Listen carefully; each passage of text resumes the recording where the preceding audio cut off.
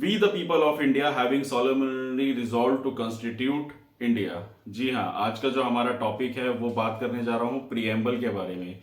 Preamble का क्या role है हमारे संविधान में, हमारे कॉन्स्टिट्यूशन में, उसी के बारे में मैं आज बात करने जा रहा हूँ। तो शुरू करते हैं। हेलो फ्रेंड्स, मेरा नाम है शशांक सिंह और आप देख रहे हैं मेरा यूट्यूब चैनल। दोस्तों, आज का जो हमारा टॉपिक है वो है प्रीएम्बल के बारे में। हमारे संविधान में, हमारे कॉन्स्टिट्यूशन में ये प्रीएम्बल का क्या रोल है। तो अगर सिंपल और आसान भाषा में एक वर्ड में मैं अगर इसको समझाने की कोशिश करूं तो ये एक तरह से हमारे संविधान का आइडेंटिटी कार्ड है।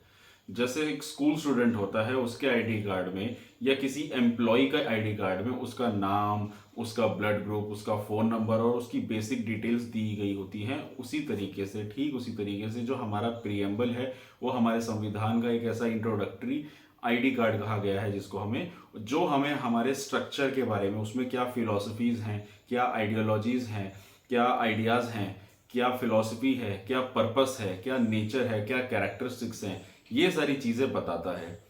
तो इसके कुछ पॉइंट्स हैं जो मैं आप लोगों को बताना चाहूँगा, लेकिन उन पॉइंट्स को दर्शाने से पहले या उनको एक्सप्लेन करने से पहले मैं एक इसका बेसिक जो स्टार्टिंग पॉइंट था, the we the people of India, उसको यहाँ पे डिफाइन करना चाहूँगा। तो बेसिकली उसका जो मतलब है, उसका नटसेल में ये बात इसलिए लिखी गई है कि हमारा जो देश है वो यहाँ के नागरिकों से चलेगा। जो डेमोक्रेसी में कहा जाता है कि जो देश होता है वो वहाँ के लोगों से चलता है। तो मैं वही कहना चाह रहा हूँ कि जो हमारा देश है वो यहाँ के लोगों का बनाया हुए संविधान से ही चलेगा। लोग जो ऐसा चाहेंगे कंट्री उसी तरीके से चलेगी, और ये जो संविधान है उन लोगों के बनाए हुए संविधान के तहत ही ये कंट्री चलेगी। अब मैं आता हूँ हमारे प्रेम्बल के मेन की पॉइंट्स पे। तो हमारे काफ़ी सारे इसमें पॉइंट्स हैं, जैसे कि हमारा सोवेरियन है, सोशलिस्ट है, सेकुलर है, डेमोक्रेटिक है, रिपब्लिकन है, जस्टिस है, लिबर्टी है, इक्वालिटी है, फ्रेटर्निटी है। ये सारे पॉइंट्स को एक एक करके चलिए शुरुआत करते हैं। दोस्तों, पहला पॉइंट आता है हमारा सोवेरियन। सोवेरियन का मतलब होता है एक ऐसा स्टेट, एक ऐसी कंट्री जिसका किसी इंटरनेशनल पावर का उसके ऊपर किसी तरीके से कोई रूल नहीं होगा। उसके जो डिसीजंस होंगे वो उसके सेल्फ इंटरेस्ट के होंगे और उसके अपने सेल्फ डिसीजन होंगे। कोई दूसरी कंट्री का इसमें कोई इंटरफेरेंस नहीं होगा।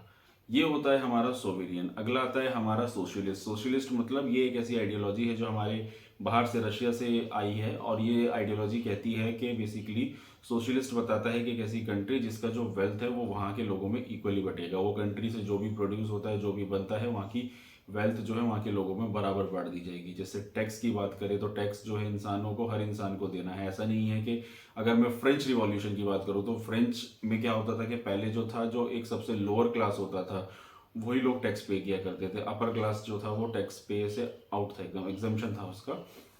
यहाँ पे इंडिया में ऐसा नहीं है। टैक्स हर के लिए, हर एक इंसान के लिए बराबर है। उसके लिए एक स्लैब बनाया हुआ है जिसके तहत हर इंसान को टैक्स देना होगा।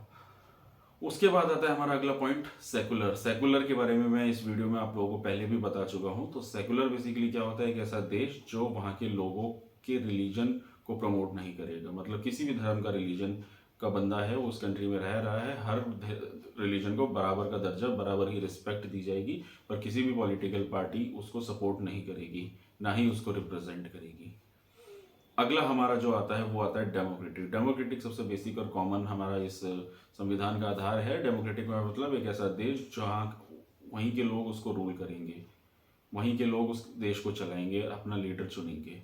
और लीडर चुनने से मतलब ये अगला पॉइंट जो मैं बताने जा रहा हूँ, रिपब्लिक। तो रिपब्लिकन मतलब एक ऐसा देश जहाँ के head of the state, of the head जो होगा, वहाँ के लोग ही उसको इनडायरेक्ट वे में चुनेंगे वोट के रास्ते, ना कि वहाँ पे किसी तरीके की कोई मोनार्की चलेगी। मोनार्की का मतलब जो एक ऐसा देश जहाँ पे राजा की चलती आई है और उसके बाद उसके बेटा, फिर उसकी अगली जनरेशन, जो राजाओं का शासन चलता चला जाता है, वो शासन नहीं चलेगा। तो ये तो थे हमारे वर्ड जो हमारे सोवेरियन, सोशलिस्ट, सेकुलर, डेमोक्रेटिक और रिपब्लिक। अगले जो पॉइंट्स हैं वो हैं हमारे जस्टिस के बारे में। जस्टिस कहता है कि सबको बराबरी का दर्जा मिलना चाहिए। जस्टिस, न्याय सबको इक्वल ट्रीटमेंट पे मिलना चाहिए। फिर अगला आता है हमारा लिबर्टी। लिबर्टी यही बताता है कि फ्रीडम ऑफ एक्सप्रेशन और थॉट्स, रिलीफ, फेथ, किसी भी तरीके का कुछ भी इंसान को करने की आज़ादी होती है। अगला आता है हमारा इक्वालिटी। इक्वालिटी मतलब बराबर, इक्वालिटी हर इंसान के लिए एक बराबर इस सोसाइटी में दर्जा है। हर इंसान को बराबरी के वेल्थ मिलने चाहिए और बराबर का समाज में दर्जा मिलना चाहिए। और लास्ट पॉइंट आता है हमारा फ्रेटर्निटी। फ्रेटर्निटी का मतलब होता है भाईचारा, यानी कि एक ऐसा देश जहाँ पे भाईचारे की एक फीलिंग, एक भावना है जो उसकी देश की यूनिटी और इंटीग्रिटी यानी एकता को बना के रखेगी। तो दोस्तों ये था हमारा आज का टॉपिक प्रीएम्बल के बारे में। लास्ट में मैं इसमें एक चीज़ आप लोगों को बताना चाहूँगा कि जो हमारे दो वर्ड्स हैं यानी कि सोशलिस्ट और सेकुलर, ये वर्ड हमारे संविधान में 42 अमेंडमेंट एक्ट में ऐड किया गया था जब इंदिरा गांधी की इमरजेंसी की सरकार चल रही थी। उस दौरान इन दो वर्ड्स को ऐड किया था हमारे संविधान में। तो यही था हमारा आज का टॉपिक प्रीएम्बल के बारे में। अगर आप लोगों को मेरा काम अच्छा लग रहा है तो मेरे चैनल को सब्सक्राइब कीजिए, लाइक कीजिए, कमेंट कीजिए और प्लीज़ कमेंट में ज़रूर बताइए कि मेरे चैनल का काम आपको कैसा लग रहा है। प्लस कोई भी सजेशन आपको देना चाहें तो आप फ्रीली उसको दे सकते हैं, आज़ादी है इस देश में। और तीसरी चीज़ ये कि आप कैसे टॉपिक्स मेरे से जानना चाहते हैं उसके बारे में ज़रूर मेंशन कीजिए। अदरवाइज़ आपको इससे रिलेटेड टॉपिक्स की तो वीडियो आने वाले समय में मिलती रहेंगी।